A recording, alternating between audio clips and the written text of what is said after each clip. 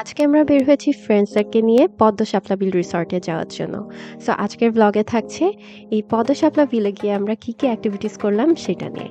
আমরা ইতিমধ্যে পৌঁছে গিয়েছি, 300 ফিট দিয়ে আমরা এসেছিলাম। আর রিসর্টের সামনের অংশ থেকে আমরা শাপলা কিনে এখন ভিতরের দিকে ঢুকছি। এখানে আসার কিন্তু একটা নিয়ম হলো, আপনারা ঢুকেই একদম প্রথমে শাপলা নিয়ে যারা দাঁড়িয়ে থাকে ওনাদের কাছ থেকে শাপলা কিনে নিতে হবে।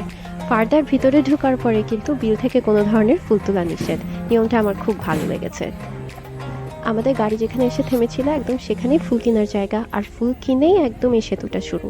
এই সেতুটা দিয়ে জাস্ট একটু হেঁটেই এই বিলের উপর দিয়ে ওই পাশে যেতে হয়, আর বিলের দুই ধারেই কিন্তু এখান থেকে শাপলার ভিউ শুরু। অনেকের মনে প্রশ্ন থাকে এই সেতুটা কতটুকু বড়, কতখানি পথ হেঁটে যেতে হবে, শাড়ি পরে যাওয়া কঠিন হবে নাকি, আবার যাওয়ার পথে কোনো কাদামাটির অংশ আছে নাকি, তাদেরকে ক্লিয়ার করার জন্য বলছি সেতুর অংশটা একদমই ছোট, হেঁটে যেতে কোনো কষ্টই হয় না। আর কাদামাটির অংশ এই অংশটার মধ্যে পড়ে না। এই যে এখান থেকে দেখা যাচ্ছে আমরা পিছনে যে সেতুটার উপর দিয়ে হেঁটে আসলাম।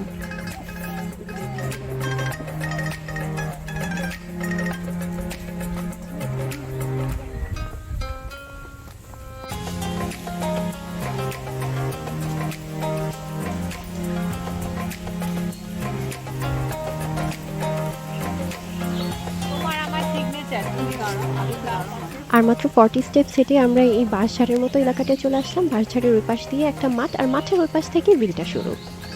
সাত সকালে এই জায়গাটা দিয়ে পাখির আওয়াজ শোনা যাচ্ছে, খুব সুন্দর লাগছিল ওয়েদারটা। তো আসার পরটা তো দেখিয়ে দিলাম, রিচ করা কিন্তু খুবই ইজি, তবে অবশ্যই হিল পরে আসবেন না, কারণ নৌকায় ওঠার সময় কিন্তু কষ্ট হবে।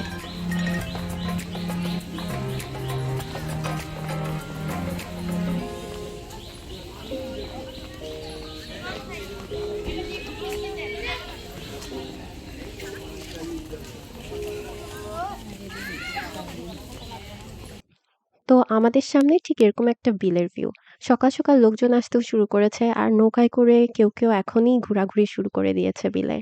এখানে যত আর্লি আসতে পারবেন তত ভালো। মানুষজন এখানে 6টায় স্টার্ট করে 7টার মধ্যে পৌঁছানোর চেষ্টা করে, কারণ তখন এনভায়রনমেন্টটা অনেক বেশি শুনশান পাবেন, ঘুরতে ভালো লাগবে নৌকায় করে।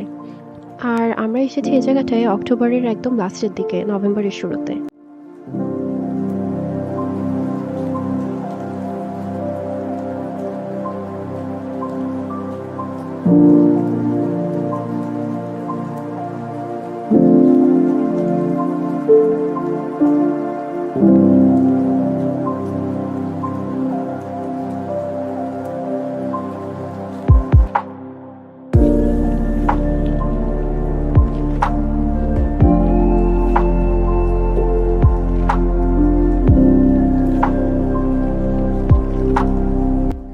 তো আজকে আমাদের মেন অ্যাট্রাকশন এখানে অ্যাস্থেটিক ছবি তোলা। এখানে এক সাইডে একটা ছোট্ট দোলনা লাগানো আছে। এই দোলনার পিছন দিয়ে লাইন দেওয়া হয়েছে, সবাই লাইন করে গিয়ে দাঁড়াচ্ছে, দোলনায় বসছে, আর ফটোগ্রাফার তাদের ছবি তুলে দিচ্ছে। আমরা এখন সেই জায়গাটায় দাঁড়িয়ে আছি।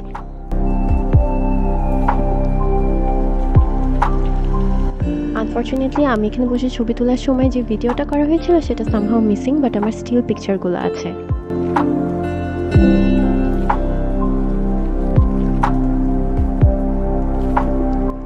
সো ব্যাকগ্রাউন্ডে শাপলা বিল রেখে এখানে নানাজন নানাভাবে ছবি তুলছে। সব ছবিগুলোই কিন্তু খুব অ্যাস্থেটিক আসে এখানে।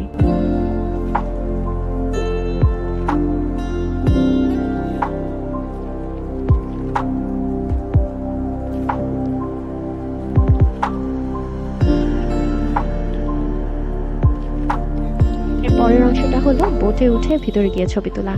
ওনারাও চলে গিয়েছে, আর আমরা কিছুক্ষণের মধ্যে উঠে গেলাম আমাদের নৌকায়।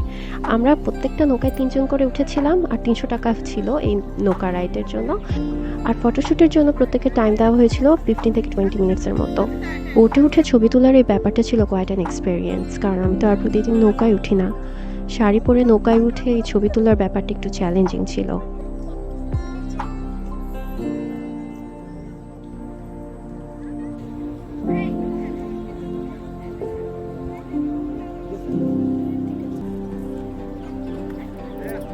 By now it was getting noon, and সূর্যের তাপ লাগতেছিল দেখে ছাতা বের করে বসেছিলাম আমরা।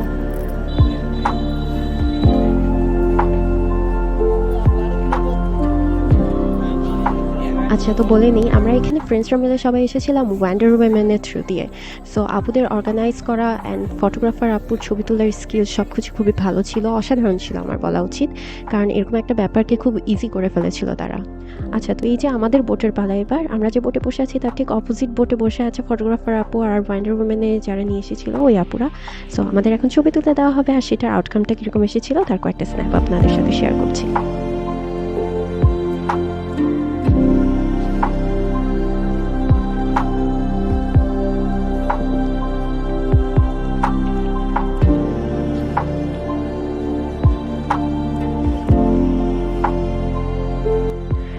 So finally we got out of the boat and পুরোটা টাইম I was like আর যাই হোক পানিতে পড়া যাবে না। তো সাকসেসফুলি আমাদের বোট ফটোশ্যুট শেষ হয়েছে, আর এখন আমরা যাচ্ছি লাঞ্চ করতে, কারণ লাঞ্চও আমাদের এটার সাথে ইনক্লুডেড। লাঞ্চের এই ছোট্ট ঘরটা একদম ওখানেই পাশেই ছিল। লাঞ্চ ওয়াজ ভেরি সিম্পল, খিচুড়ি আর মুরগির মাংস, অ্যান্ড এই যে আমাদের পুরো গ্রুপটা একসাথে বের হওয়ার সময় ইন্টারেস্টিংলি এই মহিলাটা আমাকে ফ্রি মাথার একটা ফুলের বেড়ি দিয়ে দিল। I wasn't really expecting that. তো এই যে গিফট মাথায় পরে আমরা এখন গাড়িতে উঠে পড়েছি, এখন বাসায় ফেরার পথে। আর এই তো এগুলোই ছিল আমাদের আজকের ছোট্ট ট্রিপের কাহিনী।